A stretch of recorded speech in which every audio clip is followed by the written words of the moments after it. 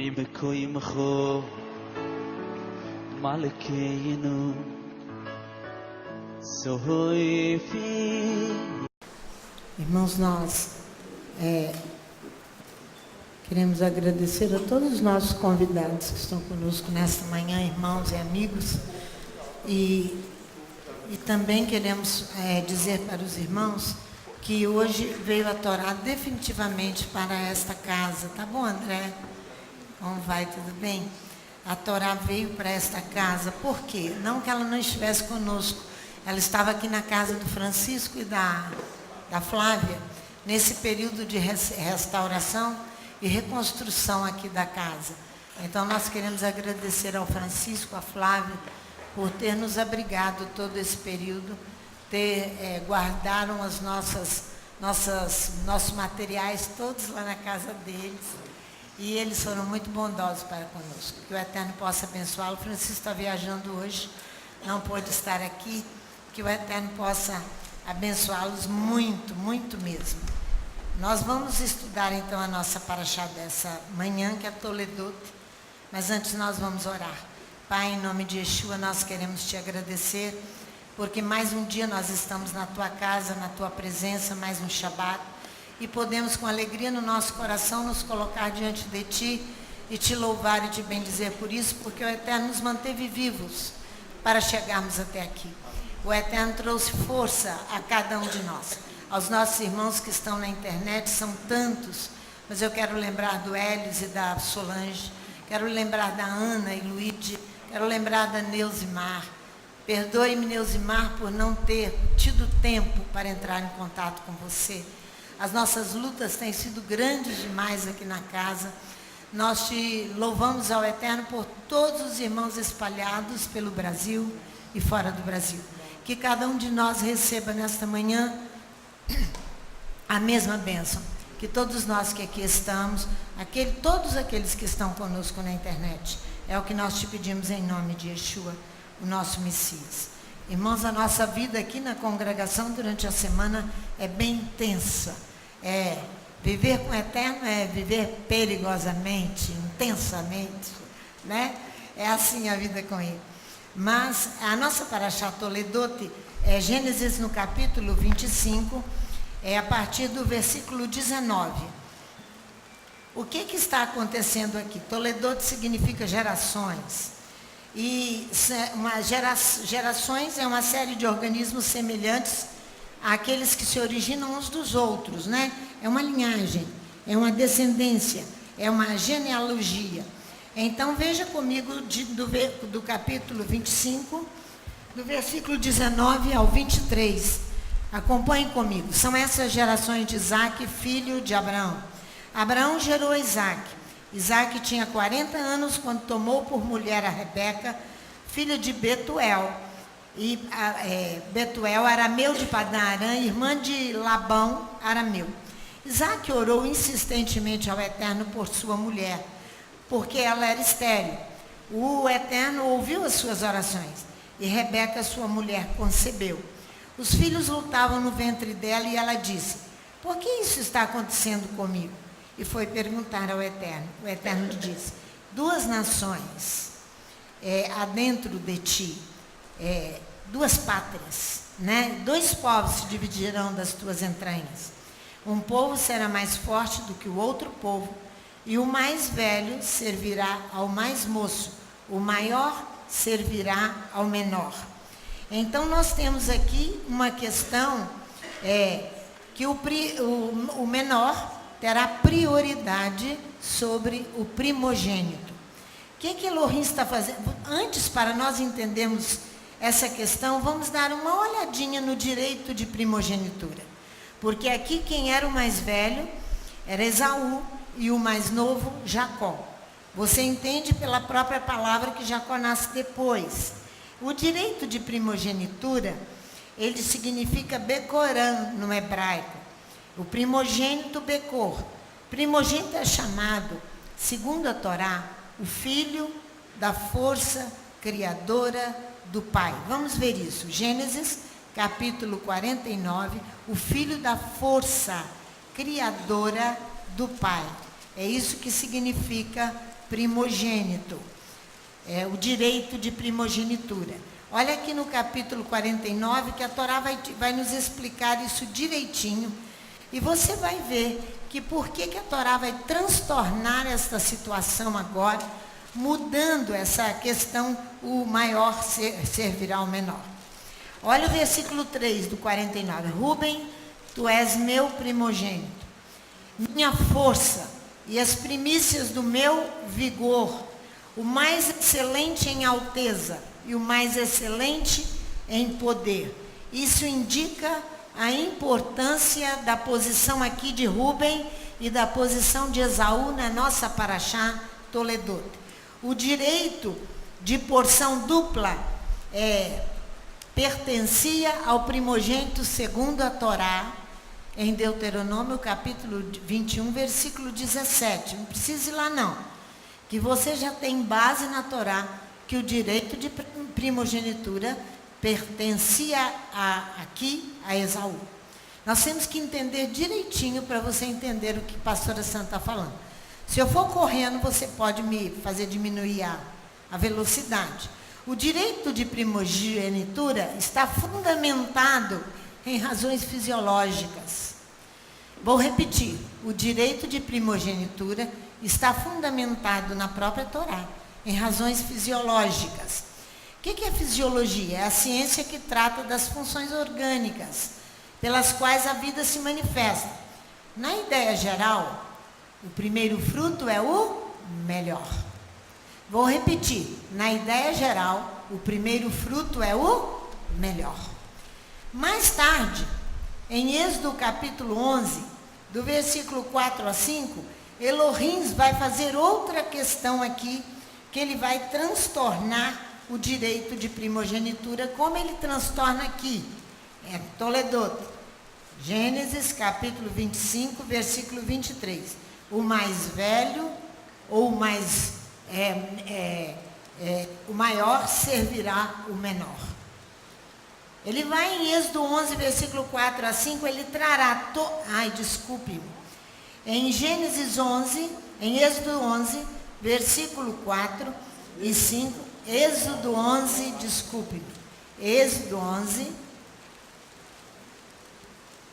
Êxodo 11, versículo 4 e 5, você vai encontrar aqui Elohim, para você entender, matará todo primogênito de Faraó. Porque eu disse para você que o direito fisiológico dá a ideia de que o primeiro fruto é o melhor.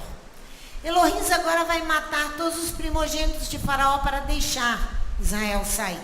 Olha no versículo 4 e 5. Disse Moisés a Faraó: assim diz o Eterno, à meia-noite eu sairei pelo meio do Egito. Todos os primogênitos na terra do Egito morrerão, desde o primogênito de Faraó que se assenta com ele sobre o seu trono, até o primogênito da serva que está detrás da mó, e todos os primogênitos dos animais. Ora, se ali estava o que era melhor, por que Elohim vai matar? Para deixar Israel ir. Nós vamos entender já. Eles serão substituídos pelos levitas. Veja ali em Números, capítulo 11, na Torá mesmo. Números, capítulo 3, Números, capítulo 3. Eles vão ser agora substituídos pelos levitas. Em Números 3 e em Números 8. Mas nós vamos ver Números 3, a partir do versículo 11 até o versículo 15. Disse o Eterno a Moisés: eu mesmo tomei os levitas do meio dos filhos de Israel, em lugar de todo primogênito que abre a madre entre os filhos de Israel. Os levitas são meus. Ele vai substituir os levitas pelos primogênitos. Isso que ele vai fazer. Por que ele faz isso? Porque que ele mata todos os primogênitos dos filhos dos egípcios, até dos animais, para deixar que Israel vá. Para deixar que Israel vá. Por quê? Porque para Elohim, quem serve que é o melhor. Para Elohim, os levitas vão ser os responsáveis, se você ler todo o capítulo 3. Eles são separados desde a mais tenra infância. Aqui fala, ó, que eles serão contados no versículo 15, a partir de 1 mês para cima. Por que eles substituem então os primogênitos? Porque para Elohim não é o primeiro fruto que é o melhor. Para Elohim o melhor é o que serve.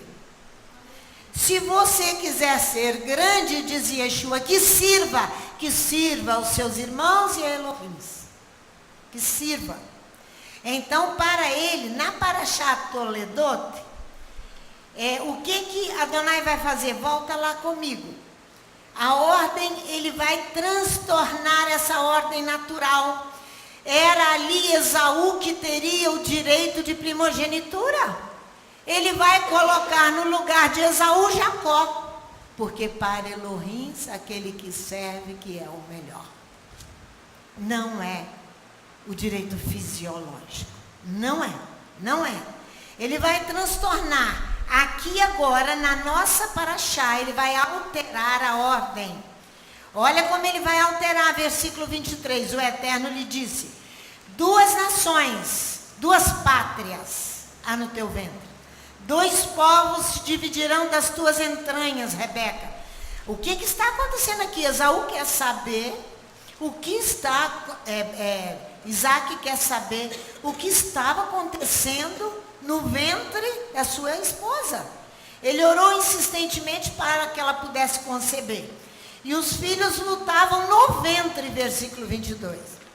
Então, ele procura saber do Eterno o que estava acontecendo. Ele diz: 2 pátrias. Eu vou transtornar. Eu vou alterar a ordem.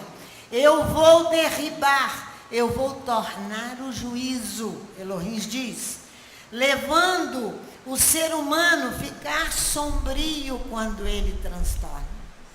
Nós ficamos muitas vezes indignados, porque nós temos direitos fisiológicos e queremos ocupar esse direito, e para Elohim não tem valor. Tem valor aquele que serve. Ele vai substituir. Eu vou te mostrar que ele vai fazer isso. Ele faz isso com Ismael frente a Isaac. Você pode ver isso em Gênesis 21, versículo 10. Ele vai transtornar. Ele vai alterar a ordem. Ele vai colocar Isaac na primazia. Neste próprio capítulo, volta a página da sua Bíblia aí no capítulo 25, versículo 6. Ele diz assim: Abraão deu tudo o que possuía, versículo 5. Abraão deu tudo o que possuía a Isaac, mas aos filhos das concubinas que tinha, deu Abraão presentes, e ainda em vida separou-os do seu filho Isaac, enviando-os ao Oriente. Ele vai fazer a mesma coisa com Esaú e Jacó, como você viu. Ele vai fazer entre José e seus irmãos. José vai fazer frente aos seus irmãos. José era o 11º filho de Jacó. José vai fazer frente aos seus irmãos. Davi, o menorzinho, vai fazer frente aos seus irmãos, filhos de Jessé. Vamos ver só 1 Samuel 16, de 1 a 13, para você ver. Primeiro, Caim e Abel... Não, Abel era o primeiro. Não era o primeiro? Abel foi o primeiro? Caim é o primeiro? Caim é o primeiro, né? Amém. Caim e Abel. Então vamos lá, 1 Samuel, no capítulo 16. Você vai ver isso. Você vai entender 16, você vai entender a oposição de caracteres que há entre Davi e seus irmãos. Aqui. Porque eu vou te voltar na Torá depois para te mostrar por que ele altera. Por que ele vai alterar. Capítulo 16. Olha o capítulo 16 de 1 a 15. Mas eu quero ler Você já conhece toda essa escolha de Davi? Então eu quero ler com você o versículo 6, o versículo 7. Entrando ele, Samuel viu a Eliabe e pensou: certamente está perante o Eterno seu ungido. Eliabe, irmão de Davi. Porém o Eterno disse a Samuel: não atentes para a sua aparência, para a sua aparência tão bela, nem para a sua altura, pois eu o rejeitei. O Eterno não vê como vê o homem. O homem olha para o que está diante dos olhos, porém o Eterno olha para o coração. O Eterno, ele chamou Jessé, Abinadab, e fez passar diante de Samuel, o qual disse: nem a este escolheu o Eterno. Então Jessé fez passar a Samá, porém Samuel disse: tampouco a este escolheu o Eterno. Assim fez passar Jessé e seus 7 filhos diante de Samuel, mas Samuel disse a Jessé: o Eterno não escolheu a estes. Assim perguntou Samuel a Jessé: acabaram os teus filhos? Respondeu Jessé: ainda falta o menor, que está apacentando as ovelhas. Disse Samuel: manda chamá-lo, não nos assentaremos à mesa até que ele chegue. Então mandou buscá-lo e fez entrar. Ele era ruivo, de belos olhos, de boa aparência. Disse o Eterno: levanta-te e unge a ele mesmo. Volta lá na Paraxá para você ver comigo. Por que Elohim altera a ordem natural?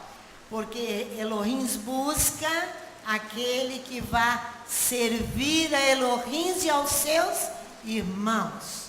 Olha aqui no capítulo 25 de Gênesis. Toledote, gerações vão definir esses caracteres aqui.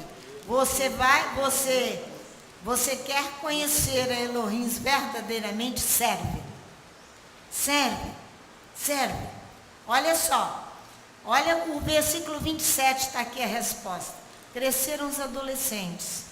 Esaú tornou-se perito caçador, homem do campo, ao passo que Jacó, homem sossegado, habita em tendas. Os adolescentes crescem, em outra tradução. Esaú é um homem que conhece caça. Esaú é um homem que conhece caça. Presta atenção. Um homem dos campos. Caça é um nome genérico de animais que vão ser caçados ou que foram caçados. A figura é perseguir, procurar a sua caça. Essa é a oposição de caracteres. Quem era Jacó? Homem dos campos. Não é? Homem íntegro, que habita nas tendas, era Jacó. Homem íntegro, que você entendeu a oposição de caracteres aqui? A própria Torá responde. Essa é a oposição desses caracteres. Esaú é homem dos campos, que conhece a caça como Caim. Por isso que quando Caim, Elohim altera a questão ali, recebe a oferta de Abel, Caim fica rubro, com seus olhos vermelhos, seu rosto vermelho. Por que que não recebeu a oferta dele? Porque Elohim conhece o coração. Adonai está nos ensinando, grande caçador também era Nimrod, o levantador da torre de Babel. Nimrod, a Torá fala no capítulo 10 de Gênesis, que ele era perito caçador. Perito caçador, perito procurador de caça, perito perseguidor. Perito perseguidor. O que nós estamos falando? Que Adonai está nos ensinando que o gênero de vida de Caim, de Nimrod, de Esaú, que eles vivem de sangue, símbolo das obras da carne. Eles vivem de sangue, símbolo de obras da carne. Então as características do homem de Elohim é um homem íntegro, que vive uma vida mais simples, sem buscar grandes coisas. E essas que são as diferenças de caracteres. Por que ele vai mudar? O que serve protege a vida. Vou repetir. Aquele que serve, protege a vida. Aquele que serve, protege a sua vida e a vida da comunidade e a vida dos outros. Porque ele se preocupa com o outro. É o que serve.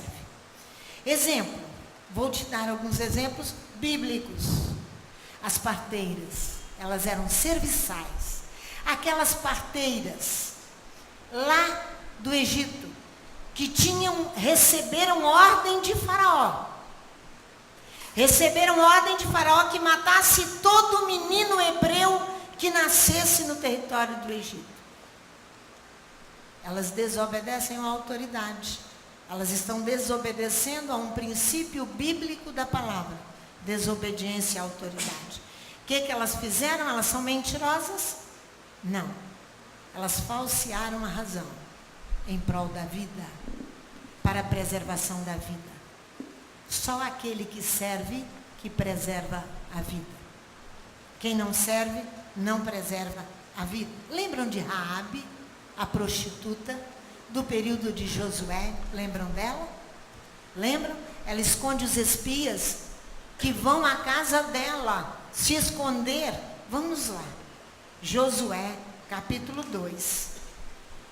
Quem serve, preserva a vida. Por isso que os caracteres são opositores ali entre Esaú e Jacó. E Elohim vai alterar. Josué capítulo 2, de 1 a 13. Eu quero ler esse texto com vocês, para vocês entenderem que quem serve, preserva a vida. Disse: tinha enviou Josué, filho de Num, 2 homens secretamente como espias, dizendo: andai e observai a terra de Jericó. Então foram e entraram na casa de uma prostituta, cujo nome era Raabe, e pousaram ali. Quem é ela? Uma prostituta. Deu-se a notícia ao rei de Jericó: vê, esta noite vieram aqui uns homens dos filhos de Israel para espiar a terra. Então o rei de Jericó mandou dizer a Raabe: tira fora os homens que vieram a ti. Quem mandou dizer? O rei. Quem é o rei? A autoridade em Jericó. Tira os homens que vieram a ti e entraram na tua casa, porque vieram espiar toda a terra. Porém aquela mulher tomou os 2 homens e os escondeu e disse: é verdade que os homens vieram a mim, porém eu não sabia de onde eram. Havendo-se de fechar a porta, sendo já escuro, aqueles homens saíram. Não sei para onde foram. Ide após eles, depressa, podereis alcançá-los. Porém ela os tinha feito subir ao eirado. Ela mentiu? Não. Ela falseou a razão em prol da vida. Ela falseou a razão em prol da vida. Ela serviu ali, recebeu aqueles homens e os escondeu do rei de Jericó. Porém ela os tinha feito subir ao eirado e os tinha escondido entre as canas do linho que haviam disposto em ordem sobre o telhado. Foram-se aqueles homens após eles pelo caminho do Jordão até os vales, e logo que saíram, fechou-se a porta. Antes que os espias se deitassem, ela subiu ao eirado a ter com eles. E lhes disse: bem sei que o Eterno vos deu esta terra. Olha o que ela reconhece. Ela reconhece que aqueles homens são enviados de Elohim, de Israel. Ela reconhece. Eles são enviados de Elohim.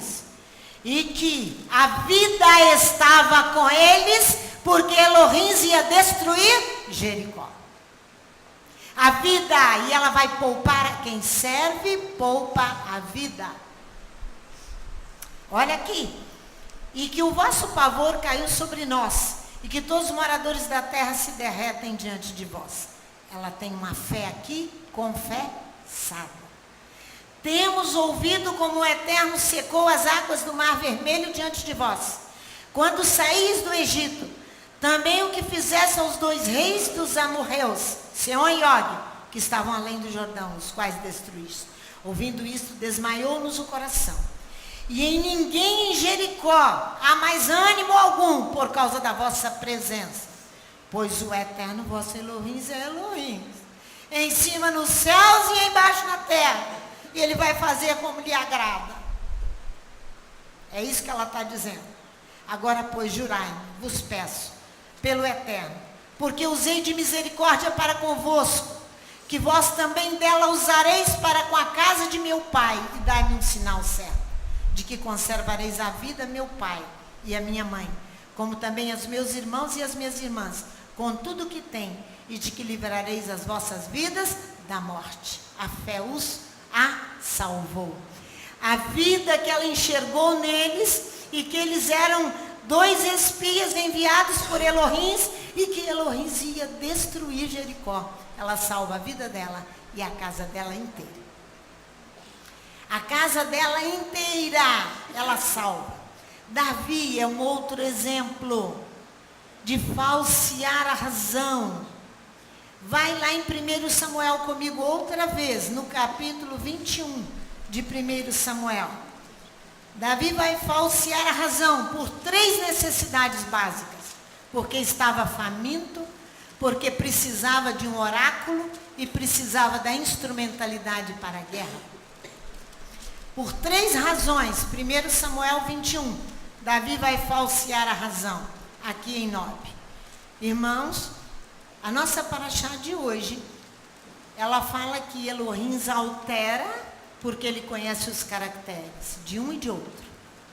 Ele altera porque ele sabe que um está pronto para servir e que o outro não quer servir. O outro é cheio de sangue das obras da carne. Por isso ele falseia. Porque o sangue e a carne, diz Paulo em 1 Coríntios capítulo 15, não herdarão o reino dos céus. Só vai herdar o reino dos céus aquele que serve. Não herdarão.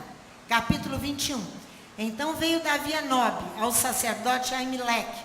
Aimeleque, tremendo, saiu ao encontro de Davi e perguntou-lhe: por que vem só e ninguém contigo? Respondeu Davi ao sacerdote Aimeleque: o rei me encomendou um negócio e me disse. Davi falseou a razão para que Aimeleque, o sumo sacerdote, o protegesse e desse pão a ele, que ele estava faminto com os seus homens, fugitivo pelo deserto, fugitivo por causa de uma religiosidade de Saul, o rei de Israel. Porque nós lemos toda a nossa Haftará, toda a porção da Haftará. E você viu no capítulo 1, no capítulo de 1 Samuel, capítulo 20, é a nossa Haftará. A perseguição de Saul a Davi, simplesmente porque ele era um religioso. Eu vou te mostrar o que faz um religioso. Um religioso mata, um religioso é criminoso. Por que nós não podemos andar com a religião no nosso coração? Nós temos que aprender a Torá, os seus mandamentos, obedecer a Yeshua HaMashiach, Jesus o Messias, porque Jesus serviu o tempo inteiro e ele te ensina o tempo inteiro a servir e a não ser um religioso. Davi vai buscar abrigo aqui, ele vai encontrar com Aimeleque. Se Aimeleque fosse religioso, o sumo sacerdote aqui em exercício, ele não dava abrigo a Davi. Não dava. E nem os pães da proposição. Chamado na Torá de pão das faces. Aí esse pão era trocado toda sexta-feira. Eles ficavam na mesa dentro do templo. Aquela pilha de pão, de 6 de um lado, 6 de outro, provavelmente. E ali os sacerdotes vinham na sexta-feira, comiam aqueles pães e colocavam pães novos. Aqueles pães era de direito de sacerdote comer. Davi era um fugitivo, com um bando de homens que a Bíblia chama da caverna de Adulão. Eram ladrões, assassinos, forasteiros e todos estavam com Davi. Davi então estava numa situação muito séria. Aimeleque não é religioso. Ele fica tremendo quando ele vê Davi, já porque ele sabia que ele se levantaria, que o rei de Israel se levantaria contra ele, que era Saul. Aí ele vai, agora pois, versículo 3, que tens à mão? Dá-me 5 pães, ou o que se achar?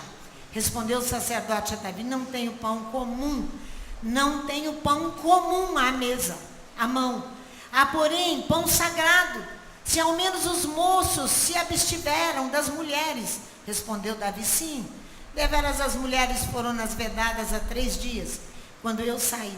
Os corpos dos moços estão imundos, dos moços os corpos não estão imundos. Se tal se dá em viagem comum, quanto mais serão santos hoje. Então o sacerdote lhe deu o pão sagrado. Foi matar a fome de Davi.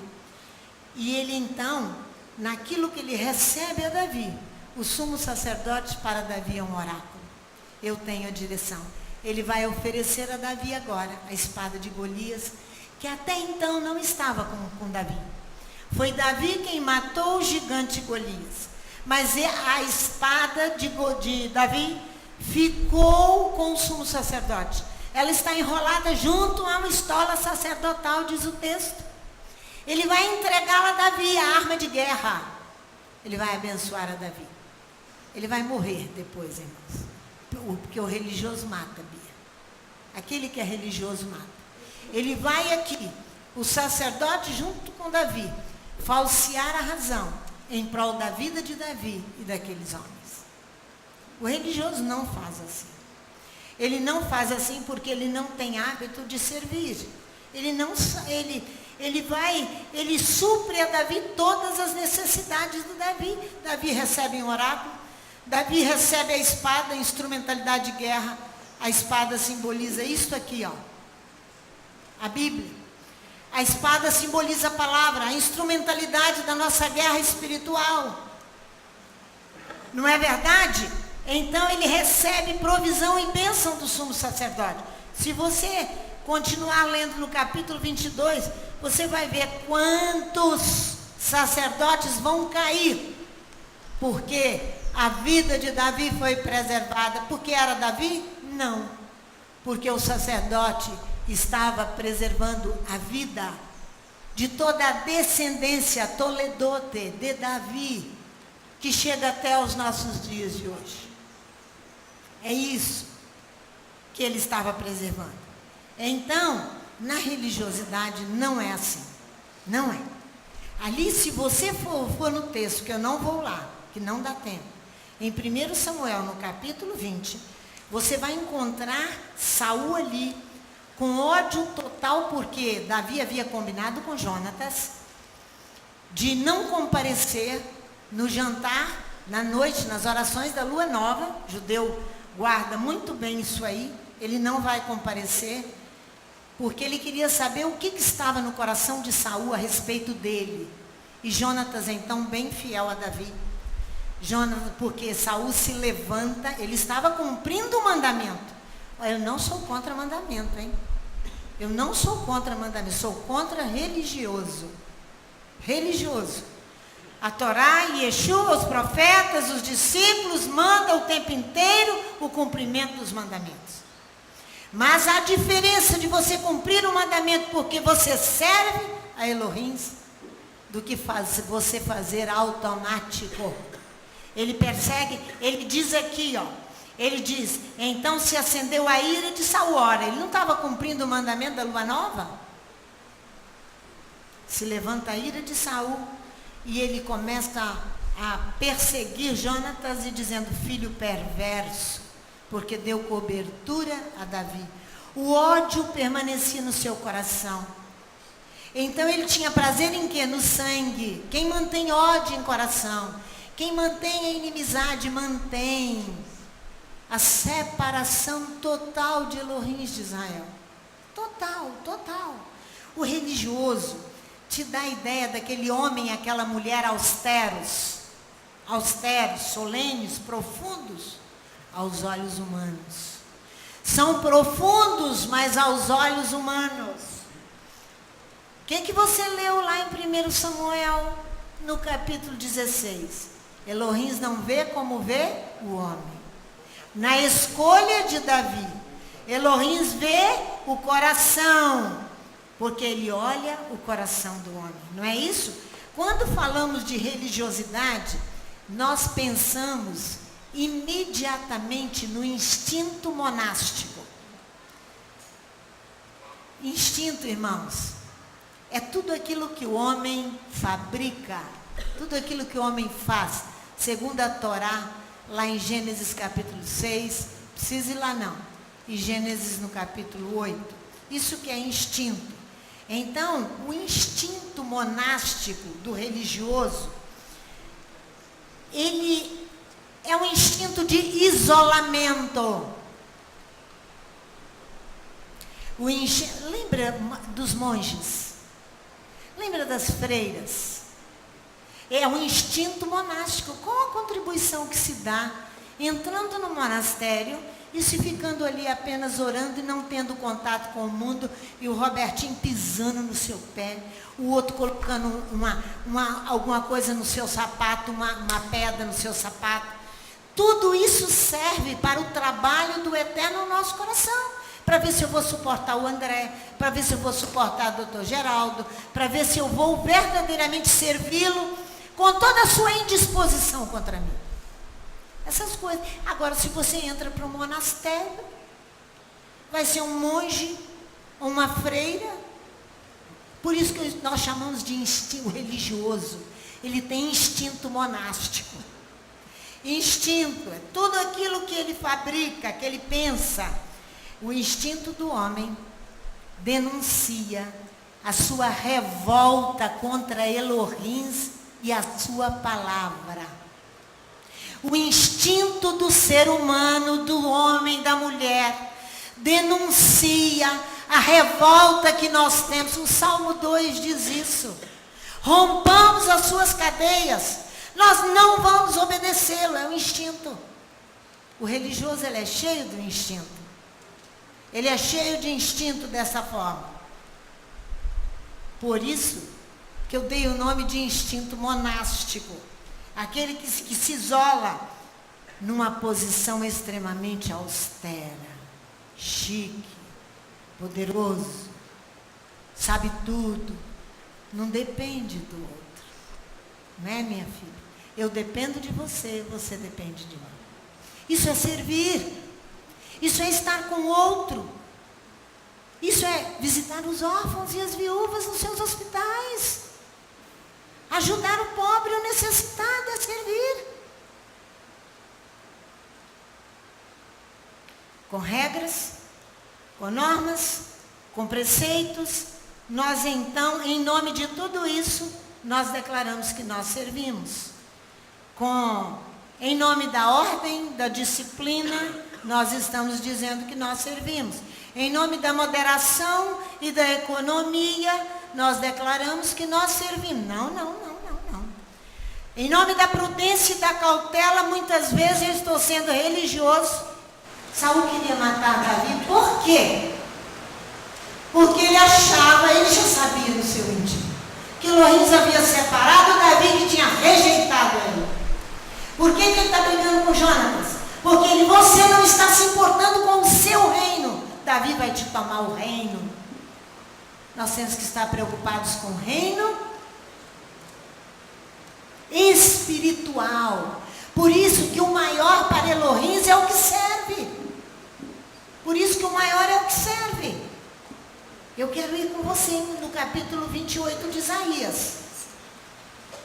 Que você vai ver aqui a denúncia de Isaías contra o religioso que fica em cima de preceitos e preceitos, regras e regras. Começa do versículo 10 comigo até o versículo 16 de Isaías 28. Porque é preceito sobre preceito. O que ele está dizendo aqui? A quem vai ensinar o conhecimento?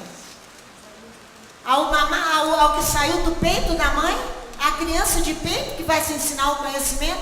Por quê? Porque os religiosos ficam preceito sobre preceito, regra sobre regra. Olha, eu estou falando de religiosidade cristã também. Batista, cada uma delas tem as suas regras. Se os judeus têm regras e preceitos, a casa de Davi também tem muitas. Formam impérios, onde ninguém penetra. Onde ninguém penetra, só eles mesmos. E os grandes? Esses são os religiosos. Você está pensando que ele recebe o pobre? Você está pensando que ele assiste a viúva? Ele manda outro assistir. Mas ele não faz, porque ele não está habituado a servir. Não está habituado a servir. Não está habituado a servir. Maior para Elohim é quem serve. Por isso que ele transtorna. Por isso que ele abala Faraó quando ele mata todos os primogênitos. Que ele mata a força. força. Desculpe-me, eu estou falando muito alto os meninos. Porque é preceito sobre preceito, regra sobre regra, um pouco aqui, um pouco ali. Pelo que por lábios estrangeiros e por língua estranha, Elohim falará a este povo, a qual disse, este é o descanso. Daí descanso alcançado, este é o refrigério, mas não quiseram ouvir. Olha só, assim pois a palavra do Eterno lhe será preceito sobre preceito, regra sobre regra, um pouco aqui, um pouco ali, para que vão e caiam para trás e se quebrantem, se enlacem e sejam presos. Portanto, ouvi a palavra do Eterno, homens escarnecedores, homens religiosos, extremamente escarnecedores, que dominais este povo que está em Jerusalém. Dizeis, fizemos aliança com a morte, com o inferno fizemos um acordo. Quando passar o dilúvio do açoite, não chegará a nós, pois pusemos a mentira por nosso refúgio, porque estão dizendo que obedecem alguma coisa quando não obedecem. Então, o próprio mandamento que declaram obedecer, não obedecem. Aí pusemos a mentira por nosso refúgio, e debaixo da falsidade nos escondemos. Portanto, assim diz o Eterno Elohim, vede, eu assentei em Sião uma pedra já provada, pedra preciosa de esquina, que está bem firme e fundada. Aquele que crer não será confundido. Sabe de onde sai o princípio da Torá? Que nós não podemos reter as coisas nas nossas mãos e nós temos que dá-las e dá-las, porque você não sabe onde que você vai lançar. O religioso, ele entra para o monastério e ele prende tudo com ele mesmo. Não é assim? O mestre é assim. Fui eu que entendi em primeiro lugar. O irmão lá não entendeu, não, fui eu que saí primeiro. Porque ele quer ser o primeiro, ele quer ser o maior. No reino espiritual não é assim. Quem serve que é o maior. Então, o que acontece? O que acontece com ali Números no capítulo 11, quando Moisés, que é a base que nós temos, que nós não podemos nos enclausurar, que nós não podemos reter nada a ninguém, é quando Moisés convida 70 anciãos de Israel para ir à tenda. Mas se você ler antes dele fazer esse convite aos 70 anciãos de Israel, você vai ver o quanto o povo estava revoltado de comer maná. O povo queria carne. O povo é religioso, quer carne. Moisés reclama com o Eterno. Ele diz, eu não gerei esse povo com tanta murmuração e tanta reclamação e não obedece. Deus então manda que ele separe 70 anciãos e vá com eles para a tenda. 2 não vão, ficam no arraial. O espírito de Elohim vem sobre eles e todos começam a profetizar. Todos. Ele tirou do mesmo espírito que estava sobre Moisés e pôs sobre os 70. Ele distribuiu. Você depois vê isso em Atos capítulo 2. Para que você não venha reter nada e dê, não seja um religioso. Porque você não sabe onde a semente vai brotar. Então, 2 se levantam no meio do arraial e vão falar por que os 2 que não obedeceram a Moisés falaram em línguas também. É isso que está no texto da Torá de Números capítulo 11. E Josué então fica, Moisés, corrijam-os. Moisés disse, eu gostaria que todos vocês profetizassem. Essa é a base para você não ser um religioso, para você poder deixar, você comer o pão da proposição das faces, porque você está faminto de verdade. Não é porque você quer provocar o sacerdote Ameleque. Não é isso. Porque Davi estava no deserto e com fome de verdade, é uma necessidade básica. O sacerdote entende então que ele precisava tirar aqueles pães e dar, porque Davi estava faminto. Isso é não ser religioso. Isso é não ser religioso. Isso é não ser religioso. É isso aí. Irmãos, no religioso tem, vou te dizer 3 características que estão em Números capítulo 11, de 1 a 10. De 1 a 10, é isso mesmo, de 1 a 10. Em Números 11, de 1 a 10. A ausência de fé em Elohim, o religioso, ele não tem fé. Vou repetir. O religioso não tem fé. Ele não tem fé. O religioso. Depois, ele não tem segurança da sua salvação. Ele é religioso. Depois, ele não tem adesão a Elohim. Ele não tem adesão, ele não tem esperança. Ele não crê na palavra de Elohim. Esse é o religioso. Essas são as características do religioso. Você acha que se Aimeleque fosse religioso, ele deixava Davi entrar ali? Ele era o responsável por todo o serviço dos sacerdotes.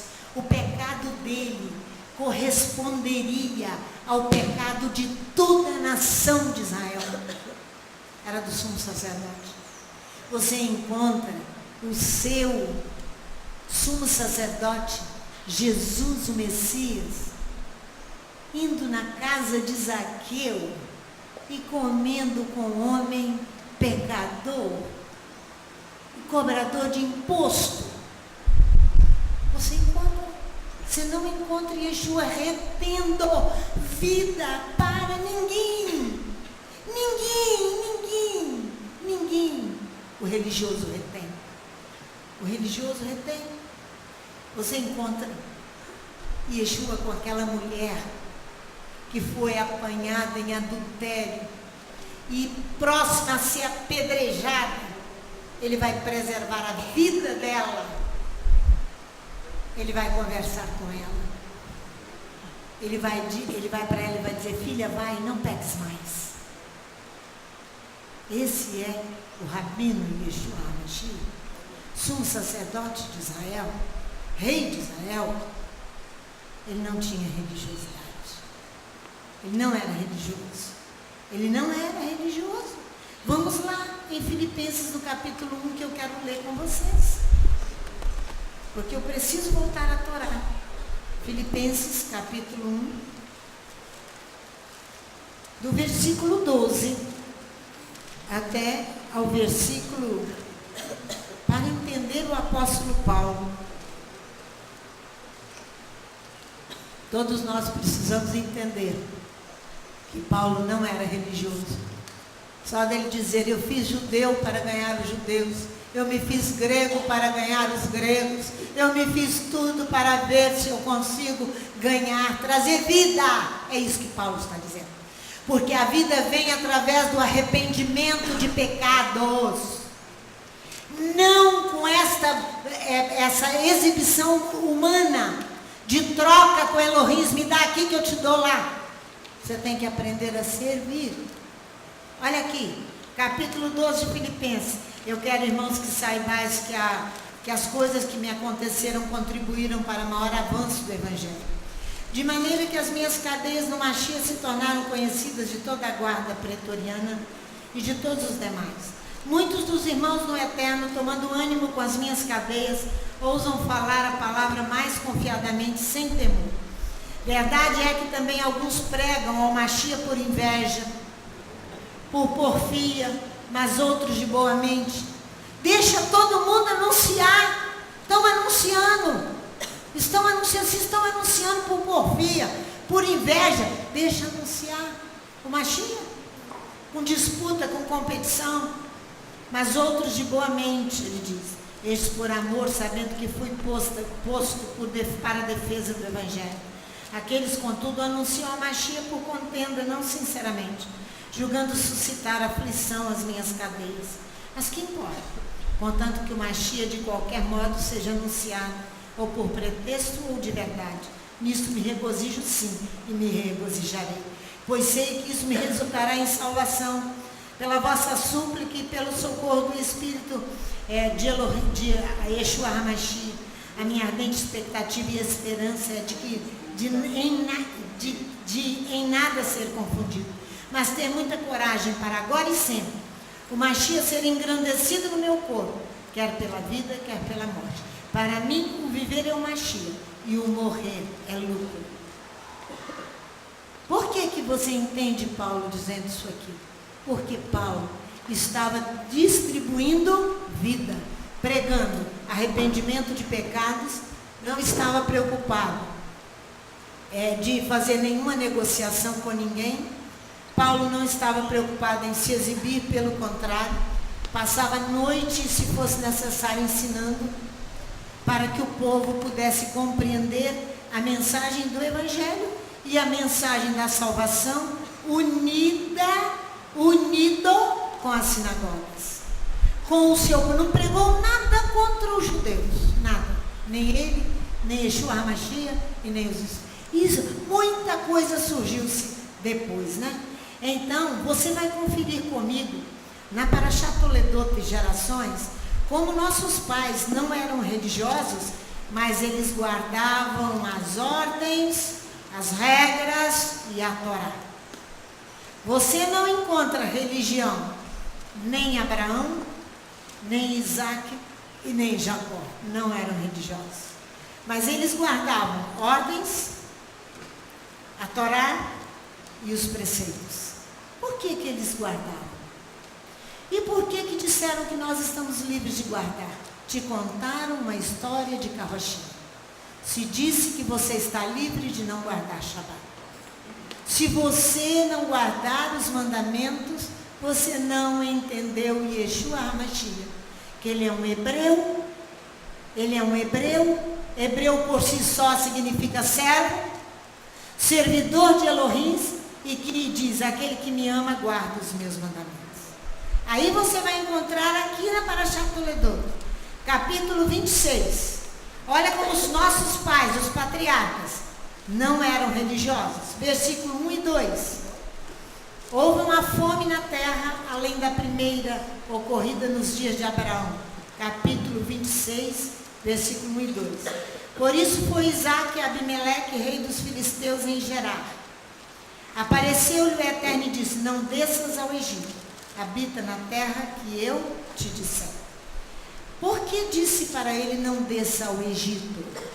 Não estava dizendo, não vá a Gerar. Ele estava em Gerar, terra dos filisteus, Isaac. Quem desceu ao Egito foi Abraão. Quem desce ao Egito mais tarde é Jacó. Isaac não desce ao Egito. Não desce. Por quê? Através de uma teofania, de uma manifestação divina, que ele não vai ao Egito. Ele poderia imitar Abraão, seu pai, e descer ao Egito. Mas porque o Eterno falou e ele era homem de fé, ele permaneceu no território dos filisteus. Então ele é marcado pela obediência e fé. Obediência e fé, que marca a vida dele inteiramente. Ele é o único que cultivou a terra, nela enraizou-se inteiramente. O capítulo 26 de Gênesis fala do nome desta casa, Rehovot, que é o terceiro poço que ele vai cavar. É o único que cultiva a terra fora do território de Israel. Nela se enraiza inteiramente. Os rabis nos ensinam que pela obediência de Isaac, soma-se a sua consagração a Adonai. Pela obediência e fé, ele se consagra a Adonai. A eleição quer dizer, a nossa vocação é a vocação de Isaac, deve responder à confirmação das ordens de Elohim. Eu vou te mostrar aqui na Torá. E eu vou te repetir o que eu estou falando. A nossa vocação, a nossa eleição, o chamamento das duas casas, tanto a casa de Israel quanto a casa de Davi, o que tem que acontecer? Elas devem responder e confirmar as ordens divinas, as regras divinas, os preceitos divinos e a Torá. Por isso que está dentro da nossa Parashá, que aquele que obedece preceitos, regras e mandamentos, ele está em conformidade com a vocação que ele foi chamado. Mas ele obedece diferentemente dos outros. Ele obedece por fé, ele obedece. E ele vive. Quando há teofania, ele para e permanece em Gerar. Aí, olha o que Elohim fala no versículo 3 a 5. Mora nesta terra, eu serei contigo e te abençoarei, pois a ti e a tua descendência, Toledot, darei todas estas terras e confirmarei o juramento que fiz a Abraão teu pai. Está ouvindo? Então é através da promessa feita aos pais que os filhos são abençoados também. Olha aqui. Multiplicarei a tua descendência como as estrelas do céu e lhe darei todas estas terras, e por meio delas serão benditas todas as nações da terra, porque Abraão obedeceu a minha voz. Ele está falando para Isaac. Guardou o meu mandato. Guardou o quê? As minhas regras, os meus preceitos. Guardou as minhas regras, os meus preceitos e a minha Torá. A Torá que nós estamos falando não é lei, como a Septuaginta traduziu. A Torá que nós estamos falando é a vontade de Elohim revelada. É a vontade de Elohim revelada. Então, olha no versículo aqui de Gênesis 26. Versículo 11 e 12. Assim Abimeleque ordenou a todo o povo, dizendo: qualquer que tocar neste homem ou em sua mulher certamente morrerá. Olha a proteção, André, que ele recebeu por causa da sua obediência. Semeou Isaac naquela terra e no mesmo ano recolheu 100 vezes mais, porque o Eterno o abençoava. Está vendo? Porque o Eterno o abençoava. Em consequência de quê? De Abraão ter ouvido a minha voz. Ele diz: guarda a minha guarda, as minhas ordens, as minhas regras e as minhas torás. Guarda a minha guarda, irmãos, é aquele que vigia, aquele que ama Elohim e é servo. Ele vigia o tempo inteiro. Igual a parábola que Yeshua conta sobre as virgens. 5 eram prudentes e 5 imprudentes. As prudentes vigiam o tempo inteiro em oração. Elas vivem pela experiência que tem o contato com Elohim de Israel, que é a esperança dos seus corações. E isso que é guarda, minha guarda, que numa outra tradução diz, o mesmo versículo 5 que está aí na nossa tradução habitual, que ele diz assim: porque Abraão obedeceu a minha voz e guardou o meu mandamento. A raiz desse verbo é chamar, que se aplica ao homem que guarda um campo. E ele guarda também em sua memória todas as palavras de experiência que ele tem com Elohim, para que ele possa permanecer nelas. As ordens são os mandamentos, as mitzvot. Elas têm origem divina, para trazer vida para você e para mim. O religioso não. Ele não vive assim. E as regras é a tradução que é a lei, que a Septuaginta diz, nomos, lei. A Torá, os 5 primeiros livros da Bíblia, que tantos dizem palavras de chocarrice contra ela. Crentes, irmãos, que não querem guardá-la, ela é a vontade de Elohim revelada para todos nós. Se você não obedecer, você vai cair na malha fina daquele que você diz que é o seu Salvador. E quando ele encontrar com você, ele vai dizer: aparta-te de mim, porque eu não te conheço. Você não obedeceu. Você não guardou os meus mandamentos. Não é guardar como um religioso. É guardar servindo a Elohim e servindo os irmãos. E você não retendo nada. Distribuindo vida, salvação, porque você serve. Aí você vai ser o maior no reino de Elohim. Aí você vai ser o maior no reino de Elohim. Conclusão: o mérito dos pais sempre será atual. Eu estou falando dos pais espirituais. O mérito dos pais é gerador de bênçãos. Mas as bênçãos deverão ser recebidas por nós pela fé e pela fé. Porque tudo que não provém da fé, diz Paulo, é pecado. Se você guarda mandamentos sem fé, é pecado. Tudo que não provém da fé é pecado. Por isso que ele diz para Isaac: multiplicarei a tua descendência. Você plantará e colherá 100 vezes mais. 100 vezes mais. Por quê? Porque o objetivo da nossa fé é a salvação das almas. O objetivo de você e eu servirmos é a salvação das almas. Por isso que você não pode reter nada, você tem que dar. Você tem que dar, como fez a Emelec.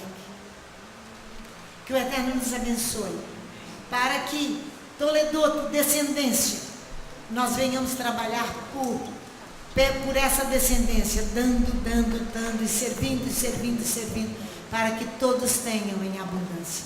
Que o Eterno nos abençoe, nos dê um bom restante de dia de Shabbat, em nome de Yeshua, nosso Messias.